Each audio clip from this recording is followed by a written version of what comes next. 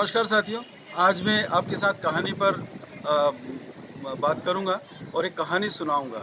तो पहले थोड़ी सी बात करते हैं। कहानी के बारे में कहा जाता है कि स्कूलों में बच्चों को कहानियां सुनानी चाहिए। तो क्यों सुनानी चाहिए कहानियां इसलिए सुनानी चाहिए बच्चों को कि बच्चों में भाषाई हुनर को विकसित करने में कहानी बहुत बड़ी भूमिका अदा करती है। बच्चे कहानी ध्यान से सुनते हैं, उनमें एकाग्रता का भाव आता है। कहानियों में एक खास किस्म का क्रम होता है, उस क्रम को बच्चे पकड़ने की कोशिश करते हैं। कहानी में कई सारे नए नए शब्द आते हैं, उन नए नए शब्दों से बच्चे परिचित होते हैं। और कहानी वैसे भी अपने आप में मज़ा पैदा करती है हम सभी में, चाहे बच्चे हो या बड़े हो। तो इसलिए बच्चों को कहानी ज़रूर सुनानी चाहिए। तो मैं आपके सामने सीधे सीधे अब एक कहानी सुनाऊंगा। ये जो कहानी है, ये एक लोक कथा है जो निमाड़ में आमतौर पर सुनाई जाती है। तो इस कहानी का जो शीर्षक है वो है हल्दी और सौंठ। हल्दी और सौंठ दोनों से आप वाकिफ़ होंगे। हल्दी ज़मीन में उगाई जाती है और सौंठ जो है वो अदरक से बनाई जाती है। अदरक का सूखा हुआ रूप जो है वो सौंठ है। तो हल्दी और सौंठ दो जुड़वा बहनें थी और ये साथ साथ में खेलती कूदती काम करती थी। हल्दी सीधी सादी थी और सौंठ जो है वो अपनी तासीर के मुताबिक तेज तर्रार और तुनक मिजाजी लड़की थी। एक दिन हल्दी ने कहा सौंठ से कि चल बहन, मामा के घर चलते हैं। तो सौंठ ने कहा नहीं नहीं, मुझे तो नहीं जाना, तू ही अकेली चली जा। हल्दी जो है चुपचाप अपने घर से मामा के घर के लिए निकल पड़ी पैदल पैदल। अब पैदल पैदल चलती चली उसको रास्ते में एक बेर का पेड़ मिला। बेर के पेड़ ने हल्दी को देखा तो कहा कि हल्दी बहन मेरे बेर बिन दे। हल्दी ने जो है बड़े मज़े से सारे के सारे बेर बिन दिए और बेर बिनकर हल्दी चल पड़ी। चलती गई चलती गई चलती गई। उसको जो है आगे एक सुथार मिला। सुथार लकड़ी की गाड़ी बना रहा था। तो सुथार ने हल्दी को देखा और बोला कि हल्दी बहन ये बहुत सारे लकड़ी के जो छिलपे हैं और लकड़ी के टुकड़े बिखरे पड़े हैं, इनको सबको समेट दे, बहुत दिक्कत हो रही है मेरे को। तो हल्दी ने जो है सारे के सारे जो लकड़ी के छिलपे और जो टुकड़े थे उन सबको समेट दिया और आगे चल पड़ी। चलते चलते आगे उसको एक गाय मिली। गाय जो है वो बहुत परेशान हो रही थी। गाय बछड़ा जनना चाह रही थी, लेकिन उससे बछड़ा जनने में मुश्किल हो रही थी। तो गाय ने जो है हल्दी को देखा और हल्दी को बोली, हल्दी बहन मेरे बछड़े का जन्म करवा दे। तू लौटेगी तो मैं तेरे को ये बछड़ा दे दूँगी।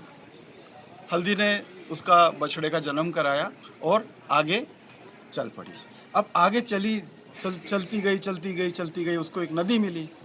नदी को पार करने लगी तो नदी बोली हल्दी बहन से कि मेरे ये जो पत्थर हैं नदी में, मेरे इसमें इन सबको बीन डाल तू, मुझे बहुत परेशान करते हैं ये। तू लौटेगी तो मैं तेरे को नदी पार करवा दूँगी। और हल्दी ने सारे के सारे पत्थर कंकड़ बीन दिए और मामा के घर पहुँच गई। मामा के घर पहुँची तो घर में कोई भी नहीं था। मामा और मामी सब खेत में गए हुए थे काम करने के लिए। जब हल्दी ने देखा कि मामा मामी नहीं है और घर में सारा काम पड़ा हुआ था, आंगन बिखरा हुआ पड़ा था, कपड़े लत्ते पड़े हुए थे धोने के, बर्तन साफ करने थे। हल्दी बहन ने सारे कपड़े धो डाले, बर्तन साफ कर दिया, आंगन साफ कर दिया। मामा और मामी आए और हल्दी को देखा तो बहुत खुश हुए और हल्दी को खूब प्यार किया। अब अगले दिन जो है हल्दी ने कहा कि मुझे वापस जाना है। तो मामा और मामी हल्दी के व्यवहार से बहुत खुश हुए और उसको गिफ्ट दी, अच्छे कपड़े दिए और खिलाया पिलाया उसको और खूब प्यार किया। हल्दी वापस अपने घर की तरफ लौटी। सबसे पहले उसको नदी मिली। नदी में कंकड़ पत्थर जो उसने बीन दिए थे, इसलिए नदी आसानी से वो पार कर गई।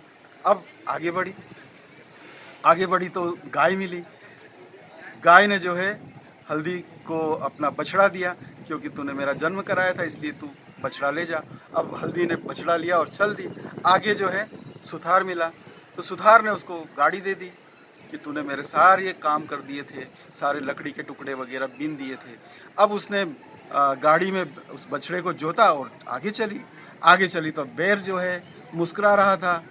बेर ने कहा, हल्दी बहन, तुमने मेरे सारे बेन पीने थे, तुम ले जाओ, जितना ले जाना चाहती हो बेर ले जाओ।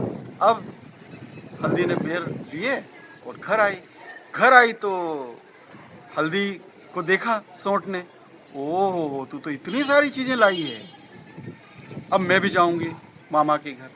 अब वो मामा के घर चल दी। तो उसी रास्ते से गई। सबसे पहले उसको बेर का पेड़ मिला। बेर ने हल्दी को कहा था बेर बिनने को। उसने सोंठ को कहा कि देख सोंठ बहन, हाँ, तेरी जो बहन है उसने मेरे बेर बिने थे, मैंने उसको बेर दिए थे, तू भी बिन दे, मैं तुझे भी बेर दूंगा। अब वो गा करके बोलती है सोंठ, वो तो ठहरी हल्दी सल्दी, मैं तो 60वां सोंठ, मैं क्यों बिनूं तेरे बोर। बड़े ठसक के साथ उसने बोला और आगे बढ़ गई। आगे बढ़ी तो उसको सुथार मिला। सुथार ने भी वही बात कही कि सोंठ बहन, मेरे ये जो छिलपे और लकड़ी के टुकड़े पड़े हैं इनको बीन दे। अब जो है उसने फिर वही ठसक के साथ कहा कि वो तो ठहरी हल्दी सल्दी, मैं तो 60वां सोंठ, मैं क्यों बीनूं तेरे छिलपे और लकड़ी के टुकड़े। आगे बढ़ गई। अब आगे बढ़ी तो वो जो गाय थी, उस गाय की एक और बहन थी, वो जनने वाली थी। तो उसने सोंठ को आते देखा और उसने कहा कि मेरी मदद कर दे बछड़ा जन्म कराने में। तो उसने वही बात कही। तो अब ये क्या बोलती है सोंठ, वो तो ठहरी हल्दी सल्टी, मैं तो 60वां सोंठ, मैं क्यों कराऊं तेरे बछड़े का जन्म। और ऐसा कह करके वो आगे बढ़ गई। आगे बढ़ी, चलते चलते उसको नदी मिली। नदी में खूब सारे पत्थर आ गए थे फिर से। नदी ने भी कहा कि 60वां सोंठ बहन, मेरे जो है ये कंकड़ पत्थर बिन दे। तो उसने क्या बोला, वो तो ठहरी हल्दी सल्दी, मैं तो 60वां सोंठ, मैं क्यों बीनूं तेरे पत्थर। और घर को चली गई पार करके जैसे तैसे। अब घर पे गई तो मामा और मामी खेत में गए हुए थे। अब ये तो बड़ी नाराज़ हुई, गुस्सा हुई और देखा घर में एक कोने में जाके बैठी हुई थी आंगन में। जब मामा आए तो कहने लगे कि मैं तो बहुत थक गई हूँ, और बहुत ही गुस्सा करने लगी। अब मामा और मामी ने उसको प्यार करने की कोशिश की, तो ये तो बहुत ही गर्म मिजाज की बच्ची थी। ये जो है वो सुबह उठी और बोली कि मैं तो जा रही हूँ, और ये अपने घर से, मामा के घर से वापस निकल गई। अब मामा के घर से निकली तो नदी मिली। इसने नदी के पत्थर कंकड़ बीने नहीं थे, तो खूब दिक्कत हुई इसको नदी पार करने में। अब आगे बढ़ी तो गाय मिली, तो गाय ने मुंह फेर लिया। फिर आगे बढ़ी तो सुथार मिला, सुथार ने भी मुंह फेर लिया। अब बेर के पेड़ के नीचे आके थोड़ा ये सुस्ताने लगी, तो बेर ने कहा कि देख, तूने तो मेरे बेर भी नहीं बिने थे, अब मैं तेरे ऊपर कांटों की बारिश करता हूँ। और उसने कांटे गिराए। अब वहाँ से सोंठ जो है भागी अपने घर की तरफ, और वो उदास होकर के अपने घर आ गई। कहानी जो है आपको कल्पना करना सिखाती है। कहानी जो है आपको क्रमबद्धता का पाठ सिखाती है। ये ऐसा संभव है कहानियों में। तो ऐसी कई सारी कहानियाँ जो है हमारी संस्कृतियों में बिखरी पड़ी है। हम शिक्षक साथियों को चाहिए कि इस तरह की कहानियों को आप इकट्ठा करें और बच्चों को आप कक्षाओं में ज़रूर सुनाएं। ये काम गिजू भाई ने अपनी कक्षाओं में किया था, और सचमुच में गिजू भाई ने बच्चों को कहानियों के दम पर साधने की कोशिश की थी। बच्चे गिजू भाई का बहुत सम्मान करने लगे थे। उसकी वजह यही है कि गिजू भाई बच्चों को कहानियाँ सुनाते थे, रोज़ाना कहानियाँ सुनाते थे। वो सुबह कहानियाँ सुनाते थे जब बच्चे स्कूल आते थे, और जब शाम को जब बच्चे वापस स्कूल से घर जाते थे उसके पहले वो कहानियाँ सुनाते थे। तो आप ज़रूर बच्चों को कहानियाँ सुनाएं। बहुत बहुत धन्यवाद आपका।